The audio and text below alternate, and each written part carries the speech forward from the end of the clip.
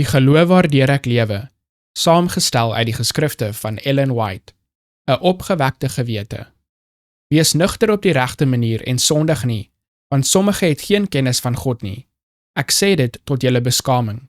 1 Korintiërs hoofstuk 15 vers 34. 'n Besliste vooruitgang in spiritualiteit, vroomheid, liefdadigheid en aktiwiteit is gemaak in die kerk. Toesprake is gepreek oor die sonde om God in tiendes en offergawes te beroof. Baie het bely dat hulle jare lank nie tiendes betaal het nie, en ons weet dat God nie diegene kan seën wat hom beroof nie, en dat die kerk moet ly as gevolg van die sonde van sy individuele lede. Een broer het gesê dat hy 2 jaar lank nie sy tiendes betaal het nie, en hy was in wanhoop, maar toe hy sy sonde bely, het hy begin hoop kry. Wat moet ek doen, het hy gevra. Ek het gesê, gee jou nota aan die tesourier van die kerk, dit sal saaklik wees. Hy het gedink dit was 'n vreemde versoek, maar hy het gaan sit en begin skryf. Vir waarde ontvang, beloof ek om te betaal.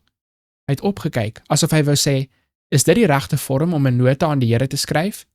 Ja, het hy voortgegaan, vir waarde ontvang, het ek nie dag na dag die seëninge van God ontvang nie, het die engele my nie bewaak nie, het die Here my nie geseën met alle geestelike en tydelike seëninge nie?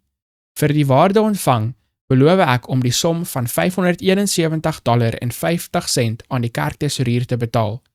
Nadat hy alles gedoen het wat hy kon doen, was hy 'n gelukkige man.